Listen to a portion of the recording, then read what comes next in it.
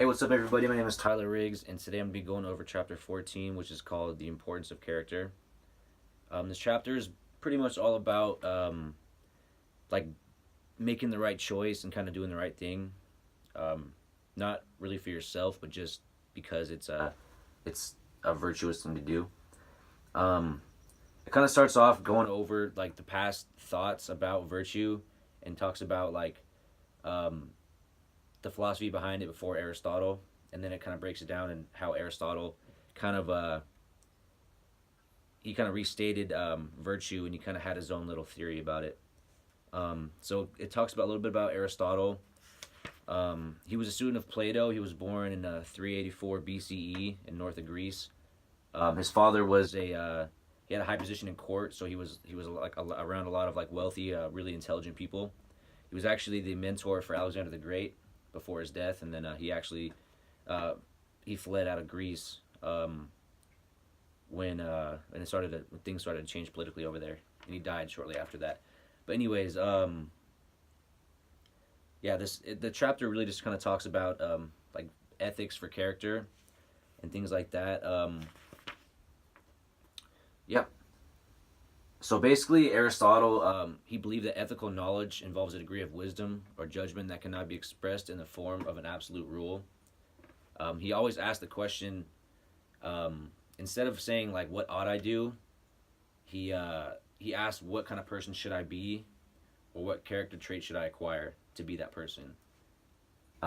He states that virtue ethics is primarily concerned with persons and character rather than with duties or with consequence of actions.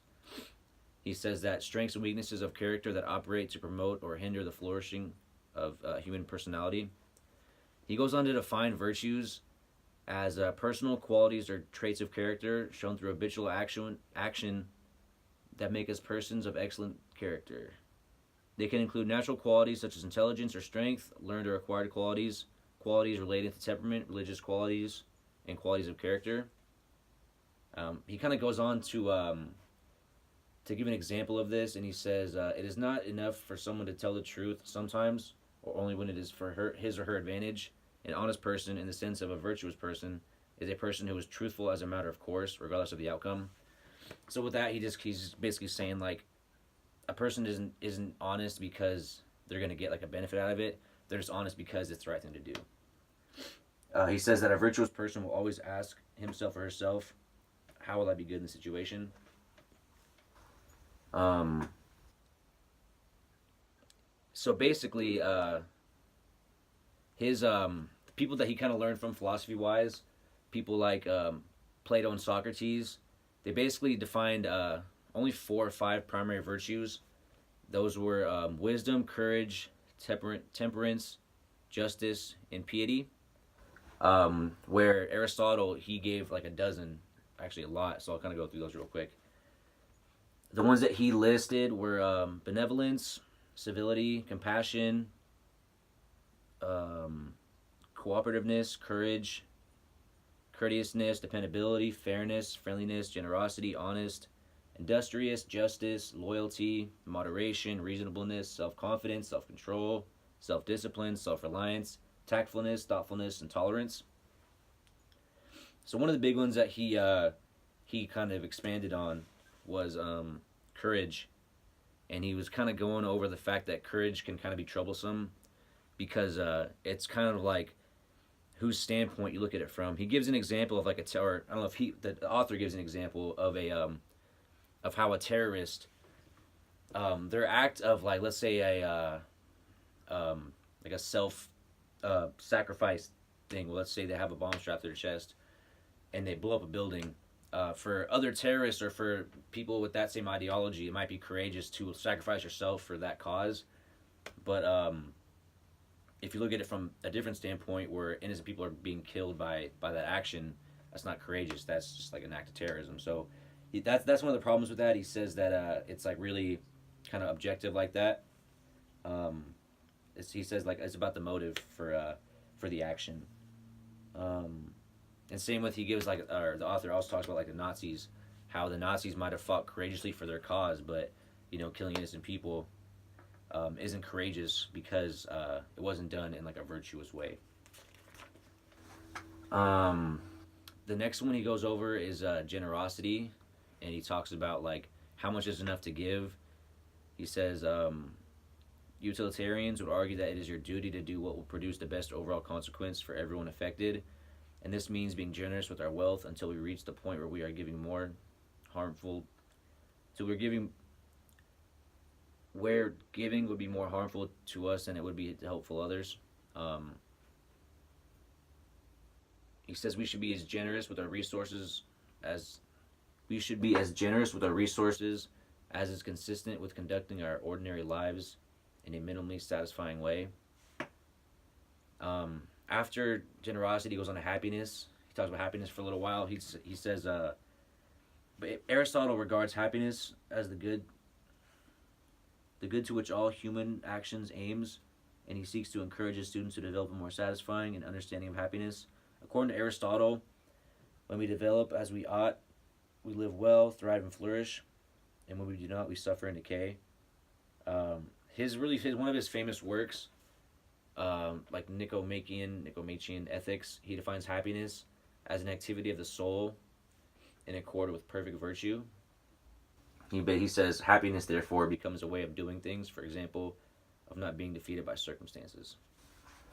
So then he goes and talks about something called the golden mean, and basically the mean, the way he describes it, it refers to lying between an excess and a deficiency. So that an example he gives is like eating too much, in extreme or excess, like eating too much or too little.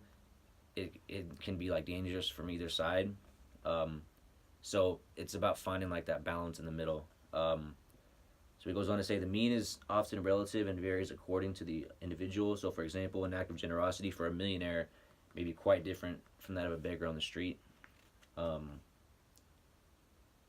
he ties it back into courage, where he says, like courage is the mean between cowardice and rashness. Pride is the mean between vanity and humility, and generosity is the mean between extravagance and stinginess. So it's just like kind of like the middle ground between the two. Then he goes on to talk about practical wisdom. He defines practical wisdom as let's see. He says that practical wisdom equates to prudence and forethought as well as intelligence, and this notion is at the very heart of Aristotle's conception of the moral life. Aristotle makes a distinction between a wise person and a person who is simply clever. He contends that a clever person knows the best means to a particular end, but does not have the wisdom to understand which ends are worth pursuing. In contrast, the wise person knows how to achieve a particular end and also understands which ends are worth achieving. He goes on to kind of like give insight on how to acquire practical wisdom. And he says, it is gained through a good upbringing that includes associating with good people who provide examples of good actions and through acting in a good way. So after Aristotle had a lot of these, a lot of other later philosophers kind of, they talked about like what's wrong with his virtue ideas. And the main one was that like his idea of virtue was it was only really to people with wealth. But he kind of thought that only people that had money could be virtuous and could give, and they weren't available to everyone at his, like during his time. For example, like women, foreigners, and slaves were excluded from the a lot of the activities because like I said, it was really only for people with wealth and like a high status in the society. One of the philosophers that was criticized Aristotle's views was this dude named Edmund Pincoffs. His thing was quantitary ethics, and he suggests that when faced with an ethical dilemma, the approach is to ask what is the right thing to do, emphasizing action rather than character, which is kind of opposite of what Aristotle said. The next person to criticize was Rosalind Hurthouse, and she argued that virtue ethics can provide action guidance. She proposed that an action is right if it is what a virtuous agent acting in character would do in the circumstances, and that a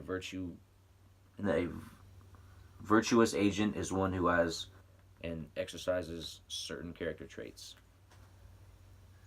Another one that criticized him was Susan Moller Oken, and she had like a feminist viewpoint, and she basically also said that it was really just about free men who were able to be charitable because of their you know their position in society. Um, and yeah, that is pretty much chapter 14. Thank you.